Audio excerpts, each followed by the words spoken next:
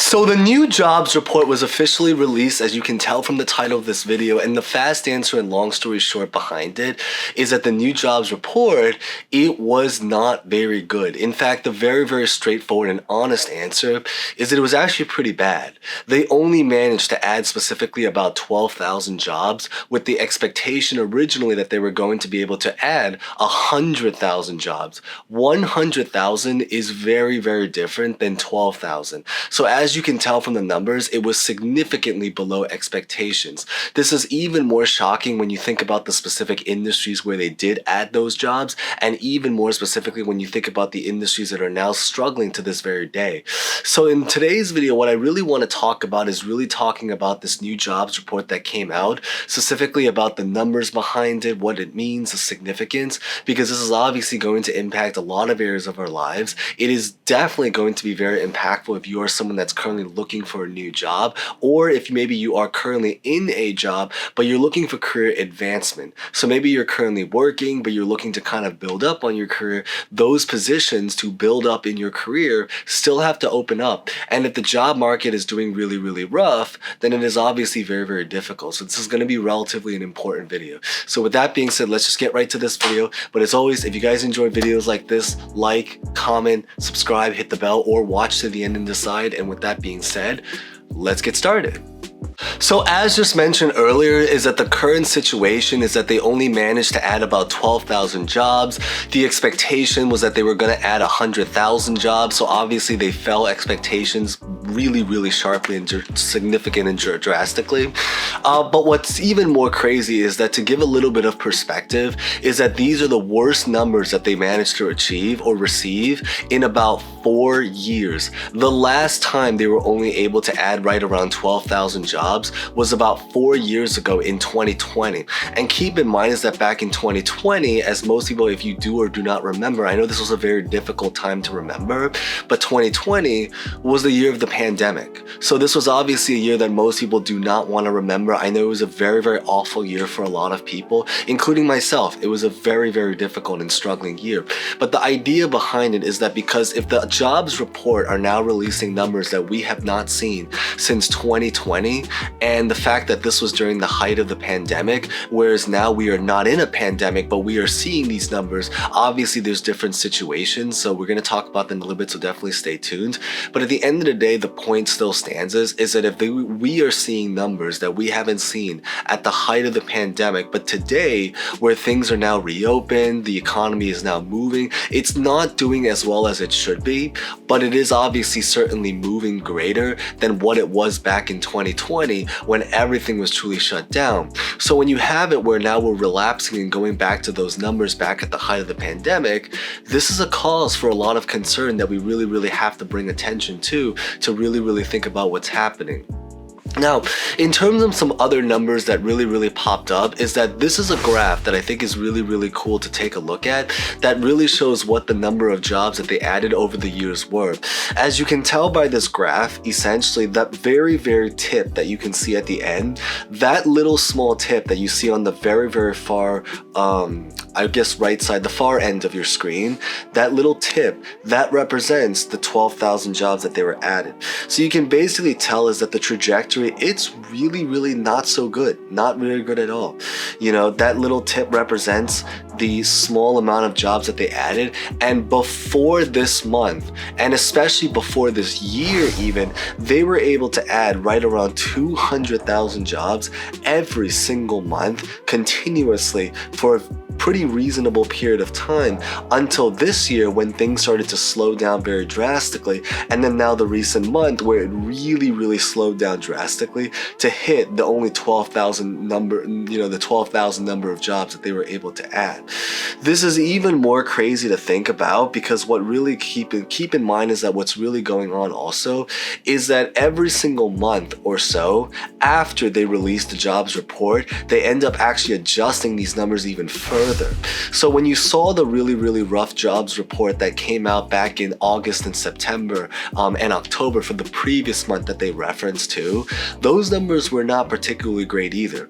They were not as bad as 12,000, but independently they were not really doing as well either. And now, because of the adjustments that they have to their numbers, they adjusted it so that now they added even less numbers. So what do I mean by this and why this is important is that because if right now we are currently reporting only 12,000 jobs added, and this is before an adjustment has been made, it is very reasonable to think and predict that when we enter into the following month, next month, and they potentially adjust the numbers for this month, which is, so as in this month in reference to last month, so specifically the October 2024 numbers, then it is very possible to believe that they might have even adjusted it by then, even less than 12,000 jobs. So if you are only able to add not even 12,000 jobs, that's a really massive cause for concern, especially on top of a lot of the other economic problems that our country is currently facing today, such as like inflation, unemployment, the job layoffs that are going on in a lot of industries, interest rates being cut, the elections, a lot of political stuff that's been going on. But of course, I want to focus today's video on the economic stuff. So, we're not going to try to focus on the political stuff, just talking about the economic stuff that's going on right now in today's video. Other numbers to really share is probably the unemployment rate, which did just recently get released as well. The unemployment rate right now currently stands at about 4.1%, which is not as bad as, again, during the height of the pandemic when we had millions and millions of people, no, tens of millions of people unemployed, including myself, back at the height of the pandemic. Maybe huge shout out, comment down below if you guys remember that era, because it was obviously a very difficult time. A lot of people, including myself, was out of work for over a year during that time period. But the idea really behind it is at the end of the day, 4.1% is still millions of people, especially in this country. There are still a lot of people that are out of work. This is even crazier to think when you really adjust and think about what they define as the definition of unemployment. Because keep in mind is that there's a lot of people that are part of the long-term unemployment where they're currently out of work, but because they've either given up looking for work because of how difficult the job market is, or they've just, for all sorts of different reasons, all sorts of reasons, you can comment down below, because of what's been going on, they've just stopped looking for work. They are not counted in that particular definition of unemployment. So they are unemployed, but they're not counted in unemployed, as one of the unemployed people. So when you actually factor in those people, the numbers are even greater than the 4.1%. And I think that that's something that's caused for a lot of concern to really think about. Now, I want to talk maybe a little bit now about the causes of what might be causing these numbers, because there are some things that are a little bit justifiable. What I mean by that is that, to be fair, and a lot of articles that we've talked about have already kind of mentioned this a little bit, but the idea really is that because one of the reasons why we are currently seeing the only 12,000 jobs added was because of the hurricane. That's one reason, is that because the hurricanes wiped out a lot of jobs or opportunities to create jobs. So because of the hurricane, it definitely impacted and shut a lot of things down economically in our country, especially if you are someone that lives in that southern area, that southeast area where all the hurricanes were happening. So huge prayers if you are going through that particular, because I know it's very particularly difficult there right now. But everything from like the hurricanes, the Boeing strikes, a lot of articles have talked about that. And less talked about, but there were also a lot of other industries, for example, in media and entertainment, where they are not currently going through a strike. And I speak because I'm a little bit biased because I am from the media entertainment industry, and I know a lot of people in the media and entertainment industry. If you guys remember from last year, or if you guys don't remember now, you guys know, is that the media and entertainment industry went through a massive strike where a lot of different jobs were destroyed and the job market was ruined because because of the SAG-AFTRA and WGA strikes. If you want more information, if you literally just looked up WGA strikes or SAG-AFTRA strikes, there's going to be a lot of information about that. The idea really behind it is that because of the strikes that happened, although the strikes right now, and again, this is something that I don't see a lot of other videos talking about, but although the strikes are over right now, a lot of the struggles and difficulties about the job market in that industry is still carried on to this very particular day. Because when the strikes are over in a lot of these industries, it's not like the following day they just come back to work.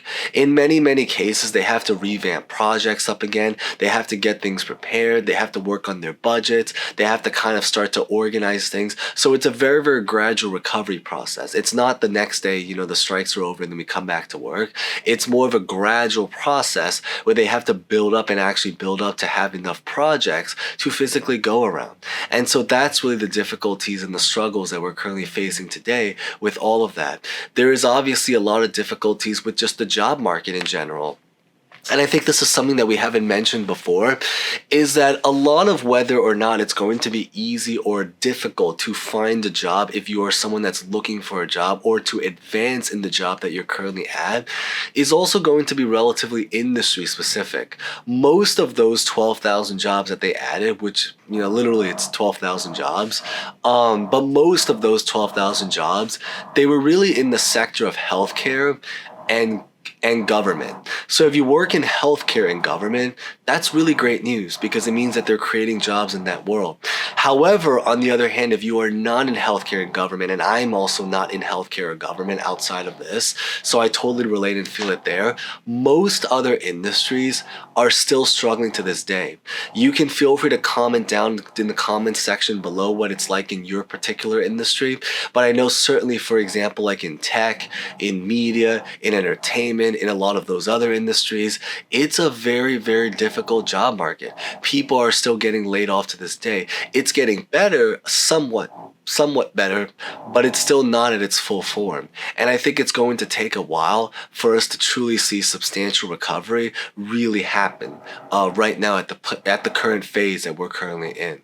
And again, I think it's really important to emphasize also is that a lot of times, and we've said this in a lot of past videos on this channel, if you guys are brand new here, welcome, consider subscribing if you guys made it to the end, and hopefully you're still enjoying this so far.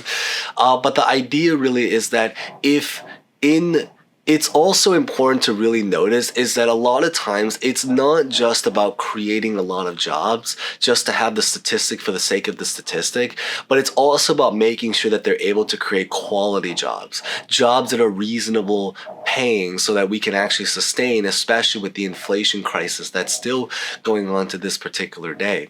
So I want to talk maybe now to maybe just answer one common question is what is the solution and where are we headed in terms of the future right now? There are obviously a lot of economic problems that our country is currently facing. As we've mentioned before, there is the inflation crisis. They're going to be lowering interest rates soon. But the idea is that because of these new unemployment and job report numbers that obviously came out very weak, it does mean that it gives them even more incentive now greater than ever to cut interest rates even further. They've already announced that they're going to be cutting in November, or if you are watching this in the future, it's very possible that maybe they've already cut interest rates by now, as in cutting it again. So they already cut it before, but they're going to be cutting it once again, and then again after that.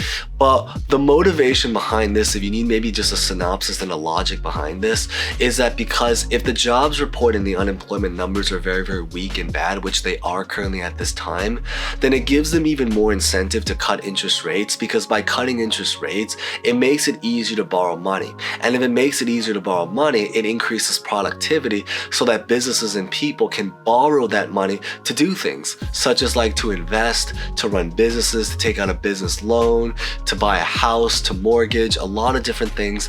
By having this situation or this economic easier monetary policy, what it really does is it encourages economic activity and productivity.